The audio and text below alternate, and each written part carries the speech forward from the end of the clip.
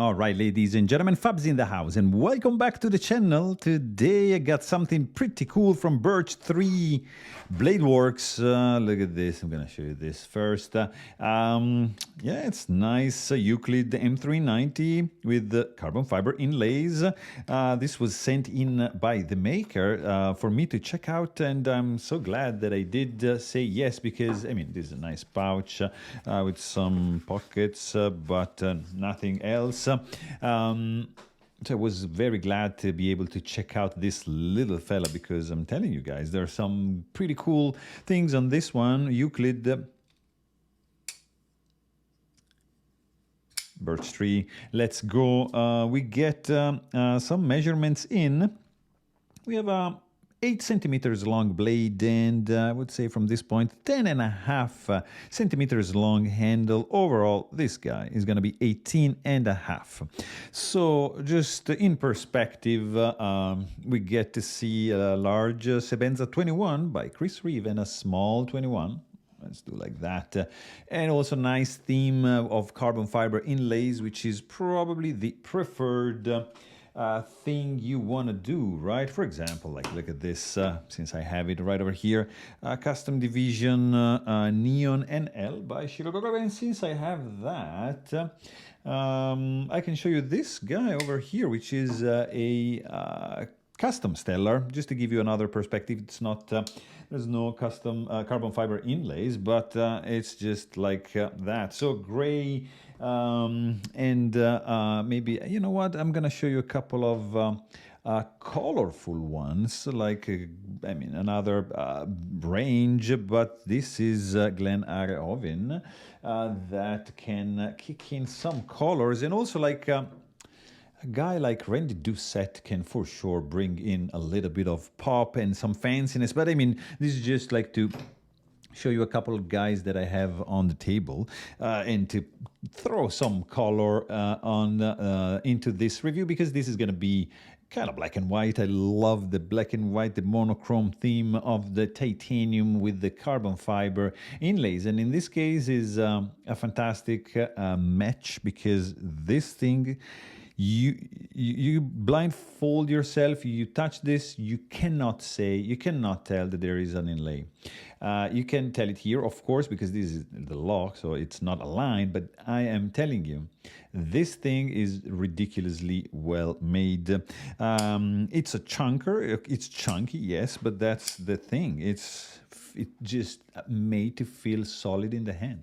So anyways, we got titanium handles, we got carbon fiber inlays, M390 steel, and that's pretty much it. These are the materials. You have a very cool finish of the titanium, nicely chamfered on the outside. There is no internal skeletonization. That's going to reflect a little bit on the weight in the pocket, but this is you know, something that you want to feel like reliable. You don't want something very light. This is chunker, and I love it for that.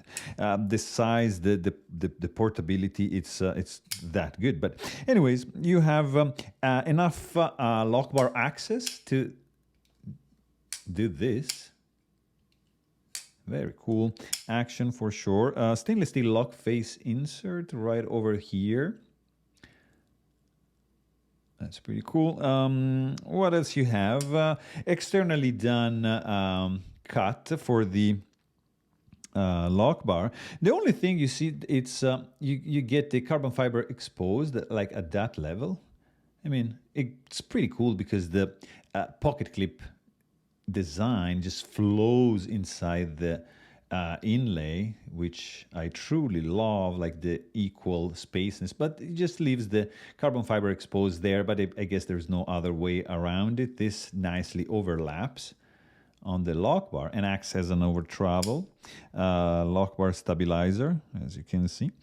So that's neat. You have titanium pocket clip, tip up carry on. It's not reversible. You cannot mount this thing on this side. It's gonna live on this side, so don't worry about that. Good tension and a good entrance and exiting ramp for the pocket clip, which is beautifully designed. This much knife is going to be sticking out from your pocket, so Not too bad. You have fantastically flush hardware on the back, on the heel, and a slightly protruding, just little domed pivot screw. I believe these are T8 Torx bit that you're going to need to take this guy apart. Two screws are going through the back spacer, kind of Chicago screw configuration, and you have a pin right over here for the lanyard to go through. So all you lanyard guys are going to be happy about that. You have a short back spacer which leaves this thing open in the back, so a nice open back. There's a little bit of chamfering on the inside, so no sharp edges anywhere, except where it needs to be, like right over here. And I mean, I would say a little bit sharp over here, but that's what you want to have because like right over there, there's the action, like snappy action of this little guy. That's very cool. And the detent is nicely dialed in on this one, like really, really nice. It's beautiful. So good action. The blade M390, look at that little bit of jimping going on up there, and then you have a boom, a nice divot for your thumb, a swedge going on right up to the tip of the blade, and a little bit of belly, straight edge up to the sharpening / finger choil, because yes, this thing is done and it's meant to allocate your index finger, and this is meant to allocate your thumb. So that's how you're supposed to grab this thing. Or I mean, you can even do that, sure, no problem. But I mean, you have some room over here, satin belt grind, perpendicular in the primary bevel, which is flat ground. Nice jimping also on the flipper tab, and pretty cool continuation over here. I really love this. I don't know why, but this is one of my favorite part of the knife. I always like to do this and see how flush that is with the insert, with this part sticking out, with the flipper tab and the show side scale as well in the finger groove. You see, a little bit small for like a reverse grip, but still you can do it. Pointy here, so this can also be used maybe as a glass breaker, I don't know. But actually, let's check, where's the caliper? Let's check the stock thickness right over here. We got 3.7 millimeters at the spine, and right over here 0.6 behind the edge. We have this kind of sound, clack and click, loud for a tiny guy like this fella, but pleasant. Yeah, I like it.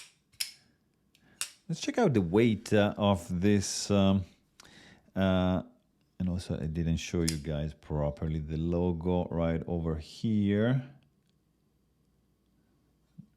And just M390 on the lock side. Let's see in ounces. We got 5.5 ounces. Look at that. So it's yeah, it's not like super light because of the stock thickness, because of the thickness of the scales.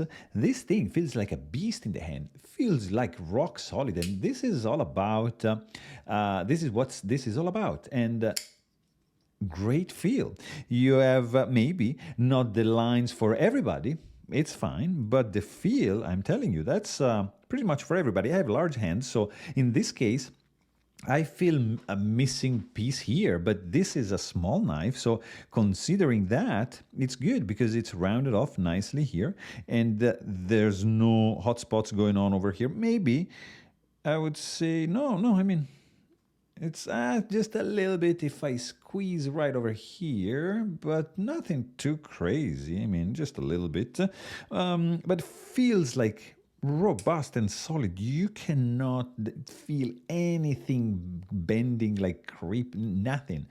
This is rock solid, and it's might be a little bit slippery. It's like not like super texture on the surface, but it locks in place because of this finger grip and this divot here. It's not gonna go anywhere. It really feels good. So this guy runs on bearings. It has a stainless steel lock face insert to reduce the lock stick, to eliminate actually the lock stick. Runs on bearings, and the action is very smooth, guys. Like, really cool. Short blade, but chubby. It just closes beautifully. Smooth. You need just a little encouragement, a little bit of a wiggle, but boom, it's just gonna go down. So watch out for this snappy thing. The detent is dialed in. I'm telling you guys, love this thing. So check it out. This Burchtree Euclid. It's pretty cool. There's a bunch of inlays available. My go-to would be the carbon fiber. So there you have it. Really hope you guys enjoyed this video, and thanks for watching. Stay tuned.